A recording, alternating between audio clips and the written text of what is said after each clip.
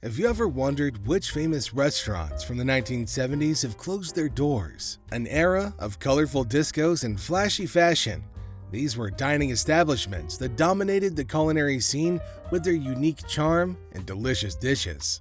Let's dive into the past and explore these legendary restaurants of the 1970s that now only live on in nostalgia. In a time when juicy steaks and elaborate dinners were at their peak, Bonanza Steakhouse was the place to be.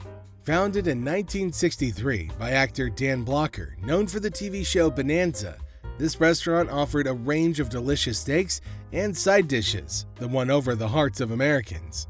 They also offered various side dishes, such as crispy fries and mashed potatoes. Their salad bar was once stacked with fresh vegetables and tasty dressings.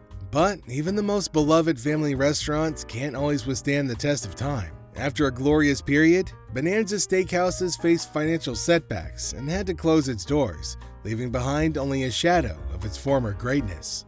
The Brown Derby wasn't just a restaurant, it was a symbol of Hollywood glamour and refined dining. With its unique architecture, a golden brown building shaped like a derby hat, and elegant atmosphere, this restaurant was a favorite spot for celebrities and food enthusiasts alike. The restaurant served classic American dishes with a touch of old Hollywood style. The menu featured a lot of cultural dishes, such as juicy steaks and seafood. They also offered Cobb salads filled with fresh ingredients. But even the most iconic establishments aren't immune to change. Despite its illustrious history and delicious cuisine, the Brown Derby ultimately had to close its doors, marking the end of an era of Hollywood dining. As a beacon of warmth and flavorful steaks, Ponderosa Steakhouse charmed guests with its cozy atmosphere and extensive menu. Founded in 1965, this restaurant offered a select array of steaks. Upon entering Ponderosa Steakhouse, you were greeted by the delightful aroma of sizzling steaks. They served succulent ribeyes and flavorful T-bones, leaving a delectable taste in your mouth. Ponderosa catered to every steak craving imaginable. They boasted a renowned all-you-can-eat buffet brimming with side dishes like mashed potatoes, buttery corn, and crisp salads. But like many other iconic restaurants of that time, Ponderosa Steakhouse couldn't escape the emergence of new culinary trends. Ultimately, in 2008, it was forced to close down 300 locations. Arthur Treacher's Fish and Chips epitomized a bygone era of seaside charm and culinary delight. Founded in the 1960s, this eatery offered a taste of British tradition with its crispy fish fillets and golden brown chips, served in classic newspaper-style wrapping. Patrons were greeted by the savory aroma of freshly fried fish and the sound of bubbling oil in the kitchen. The menu featured a variety of seafood options, expertly battered and fried to perfection. Despite its nostalgic appeal, Arthur Treacher struggled to compete in a changing market, leading to the closure of many locations in the early 2000s. However, its legacy lives on in the memories of those who cherished its seaside indulgence and classic dishes.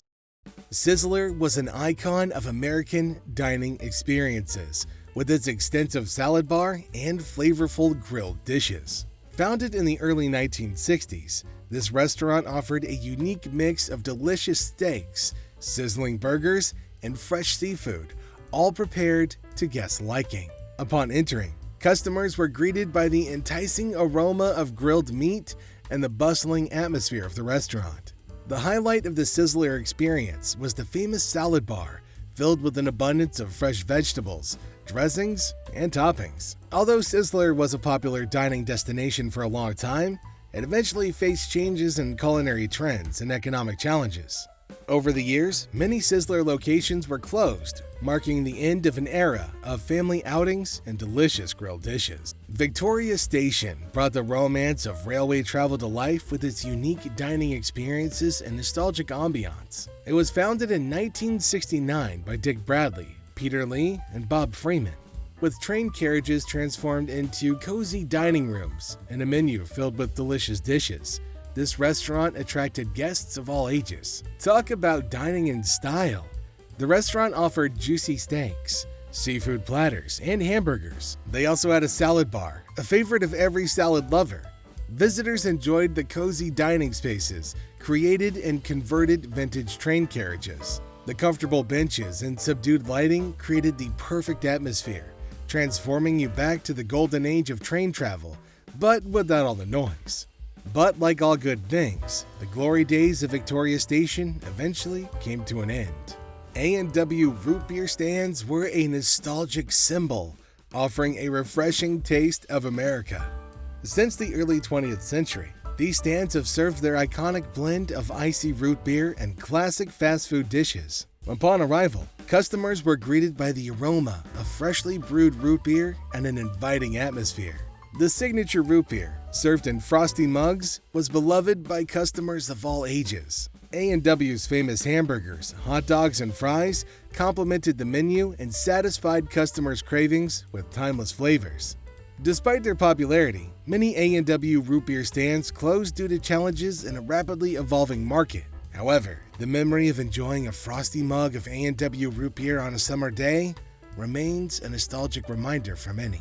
The Peep was an oasis of delicious breakfast dishes and hospitality, where customers were greeted with the scent of freshly baked bread and coffee. With its extensive menu of pancakes, omelets, and other morning classics, this restaurant was a favorite among breakfast enthusiasts. The endless cups of freshly brewed coffee kept guests coming back for more.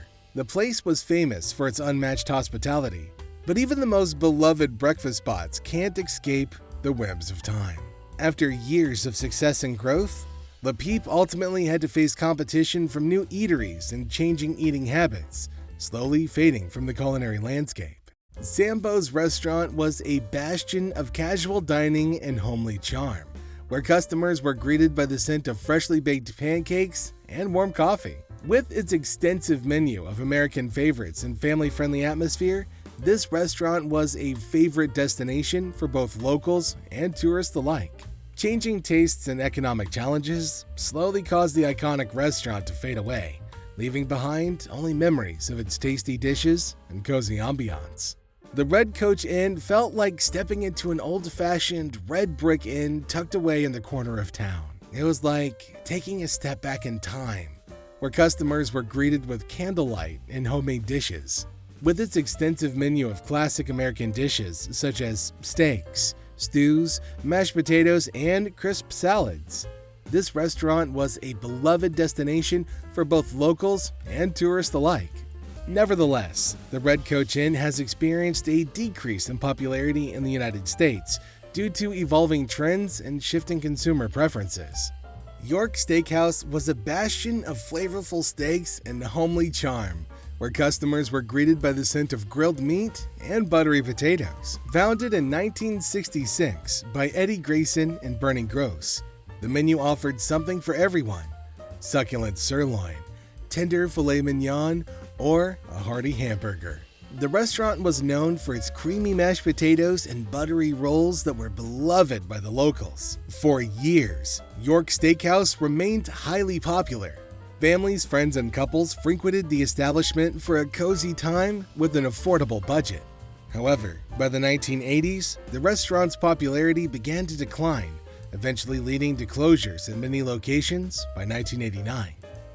Lum's was a stronghold of tasty hot dogs and casual dining, where customers were greeted by the aroma of grilled meat and freshly baked buns. With its extensive menu of hot dogs and side dishes, the restaurant was a favorite destination for both locals and tourists. But what truly set Lum's apart was the unique cooking method of their hot dogs, which they cooked in a special oven instead of grilling or boiling on a traditional grill. However, as the popularity of fast food chains grew, Lum's began to fade from view. In 1971, Lum's was purchased by John Y. Brown Jr., who later sold the company to an investment group. Despite repeated attempts to revive the business, Lum's ultimately closed its doors in the late 1970s. And there you have it, a journey through time to the golden age of the 1970s, where iconic restaurants flourished and memories were made. Speaking of making memories, do me a favor. Go ahead and click on that like button and subscribe to the channel. Make sure you tap the notification bell as well. That way you can make future memories with us as we release our new content. Thanks for tuning in. I'll see you next time.